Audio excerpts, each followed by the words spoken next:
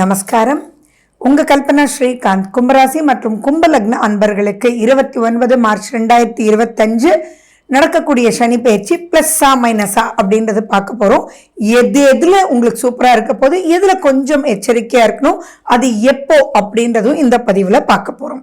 So நம்ம சேனலை தான் ஃபர்ஸ்ட் டைம் பார்க்குறீங்க அப்படின்னா சப்ஸ்கிரைப் பண்ணுங்கள், பெல் பட்டனை ப்ரெஸ் பண்ணுங்கள், ஆல் என்ற ஆப்ஷனை சூஸ் பண்ணுங்கள். கும்பராசி அன்பர்கள் இதுவரை பார்த்தீங்கன்னா ரொம்பவே படாத பாடுபட்டுட்டாங்க. 70% மக்கள், 30% ஓகே, அது ஒன்றும் ப்ராப்ளம் இல்லை. அதில் ஏன்னா ஜென்ம சனியிலிருந்து அவங்க படாத பாடு. ஸோ ஜென்மத்தில் மறக்க முடியாத நிகழ்ச்சிகள் எல்லாருக்கும் நடந்தது. அது நல்லா இருந்தவங்களுக்கு நன்மை, அதாவது மறக்க முடியாத நன்மை, கூடாதவங்களுக்கு போதுண்டாப்பா அப்படின்றதெல்லாம் நீங்கள் பார்த்துட்டீங்க. நீங்கள்லாம் தான் கேட்குற கேள்வி என்ன தெரியுமா? மேடம், சனி பகவான் எங்கள் வீடாச்சே, எங்கள் ராசிநாதன் ஆச்சே, அப்போ எங்களுக்கே இவ்வளவு பிரச்சனை அப்படின்னு எத்தனை பேர் கேட்டீங்க. அவங்களுக்கெல்லாம் இப்போ விமோச்சனம் பிறந்தாச்சு. அது என்னன்றது சொல்கிறேன். நிறைய கும்பராசி கும்பலக்ன அன்பர்கள் திருமணம் பண்ணிக்கவே பயந்தவங்க நிறைய பேர், திருமணம் பண்ணி பிரிஞ்சு இருக்கிறவங்க நிறைய பேர், அந்த பிரிவை முன்னெடுத்து செல்லாம என்ன பண்றதுன்னே புரியாம அப்படியே தத்தளிச்சிட்டு இருக்கிறவங்க நிறைய பேர். அது மட்டும் இல்லாம ரிசர்ச் எல்லா விஷயத்துலயும் ரிசர்ச், ஆனா எதுலையுமே ஆன்சர் இல்லை. அப்போ நீங்க முயற்சி எடுக்கிறீங்க ஆனா ரிசல்ட்டே இல்லாம ஓடுனது எக்கச்சக்கமான பேரு கும்பராசி கும்பலக்ன அன்பர்கள். அதே மாதிரி ஏதோ ஒரு தைரியமின்மைன்னு இருக்கும், அது உங்களுக்கு புரியவே புரியாது. ஸோ நிறைய பேர் தூக்கத்தை தொலைச்சவங்க எக்கச்சக்கமான பேர் இருக்கீங்க. ஸோ அப்படிப்பட்டவங்களுக்கெல்லாம் இது மிகப்பெரிய விமோச்சனம். பயப்படவே வேண்டாம். நிறைய பேருக்கு விரைய செலவுகள் ஆயிடுச்சு. அதே மாதிரி நிறைய நம்பிக்கை துரோகத்தை சந்திச்சவங்க இந்த கும்பராசி கும்பலக்ன அன்பர்கள்.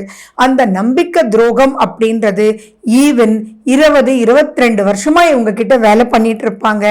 திடீர்னு ஏதோ ஒரு பிரச்சனையில வேலையை அப்படியே விட்டுட்டு போயிருப்பாங்க.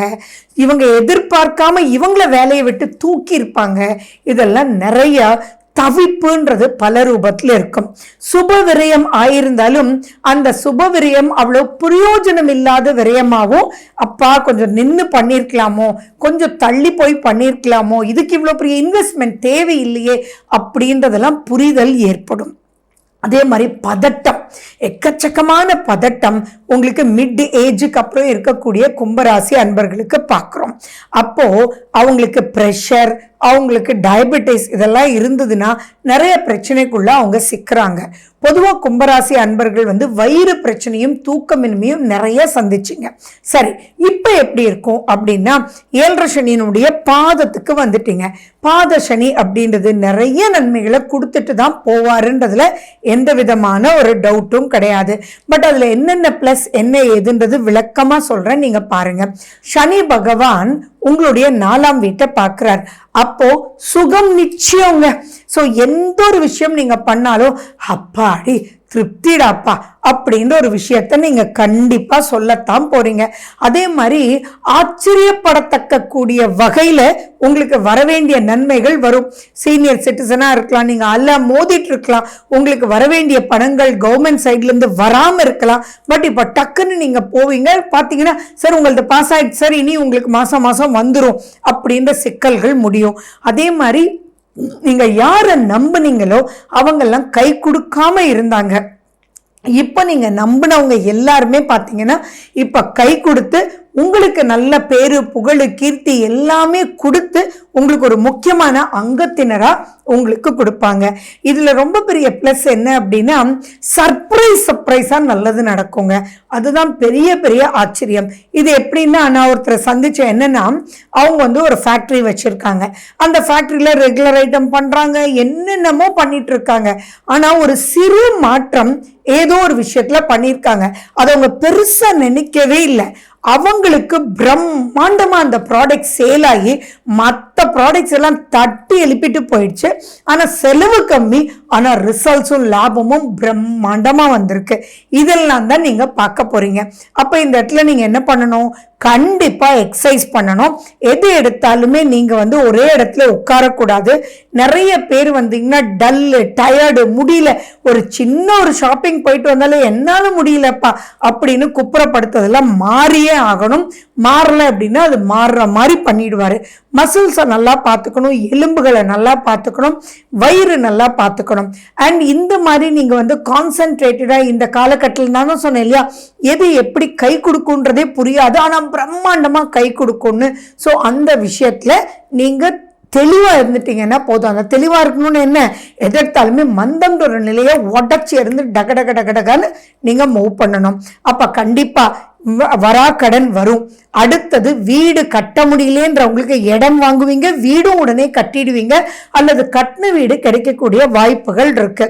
அண்ட் நீங்க எவ்வளவுதான் லோனு கஷ்டம் அப்படின்னு வீடு கட்டி கடன்காரம் ஆயிட்டேன் அப்படின்னு சொல்றவங்களுக்கு எல்லாம் இப்ப அந்த கடனை கட்டக்கூடிய அமைப்புல தொழில் விருத்தி ஆயிடும். அதே மாதிரி ஆப்பர்ச்சுனிட்டிஸ் நிறைய, ஃப்ரீலான்சரா நிறைய நீங்க பண்ணி கூட பல ரூபத்துல பணம் வரும்போது அதை விட மிஞ்சின ஒரு வருமானம் வரதுக்கு உண்டான வாய்ப்புகள் இருக்கு.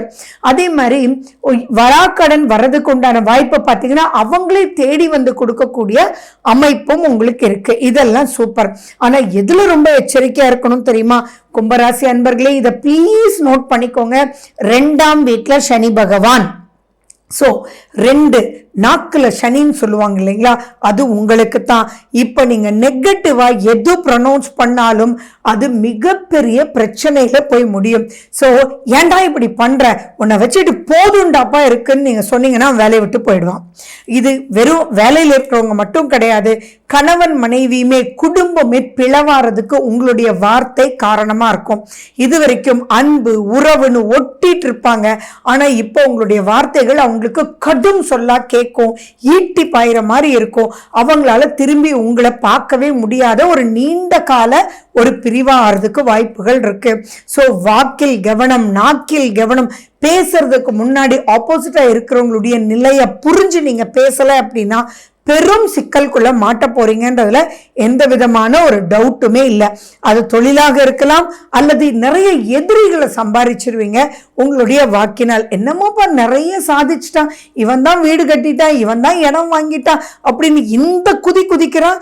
அப்படியோ என்னமோ 10 ரூபா தட்டுல போட்டுட்டு இருந்தான் 100 ரூபா போட்டு என்னடா நீ 50 தான் போடுறேன்னு கேட்கறான், இவன் போட்டா போட்டுக்கிட்டு வந்தானே அப்படின்னு பல விதத்துல விமர்சனங்கள் உங்களுடைய வார்த்தையினாலே நீங்க கெட்டு போறதுக்கு வாய்ப்புகள் உண்டு. இதுல ஆரோக்கியமும் சீராக இல்லைன்னா சட்டுன்னு வார்த்தைகள் வரும், ஓங்கி பேச ஆரம்பிப்பீங்க. ஸோ நீங்க கர்வப்பட்டு பேசுற மாதிரி எல்லாருக்கும் இருக்கும். ஸோ இந்த வகையில நீங்க ரொம்ப ரொம்ப ரொம்ப எச்சரிக்கையா இருக்கணும். அண்ட் மேலும் பாத்தீங்க அப்படின்னா உங்களுக்கு நிறைய விஷயங்கள் நீங்க இந்த ஒரு நிதானத்தை ஏற்படுத்திக்கிட்டீங்கன்னா பல ரூபத்துல தூரதேச பயணத்தினால் உங்களுக்கு பிளஸ் லாபகரமா பல விஷயங்கள் நடக்கிறதுக்கு வாய்ப்பு இருக்கு. பொதுவா பாத்தீங்கன்னா லாபத்துல சனி வந்தா கொஞ்சம் பயமா இருக்கும். எதுல இன்வெஸ்ட்மெண்ட் பண்றதுல, செகண்ட் மேரேஜ்ல, நம்புதல்ல, இதெல்லாம். ஆனாலும் உங்களுக்கு அந்த பயப்பட வேண்டிய காலகட்டம் சிறு காலகட்டமாகவும் குரு வந்து ஃபேவரபிளா பல ரூபத்துல 11ஆம் வீட்டை பார்க்கறதுனால ஜஸ்ட் லைக் தட் மே மாசம் வரைக்கும் எச்சரிக்கையா இருங்க. சரி, மே மாசம் வரைக்கும் தான் நீங்க எச்சரிக்கையா இருக்கணும் அப்படின்னா வேறு சில 2 காலகட்டங்கள் இருக்கு.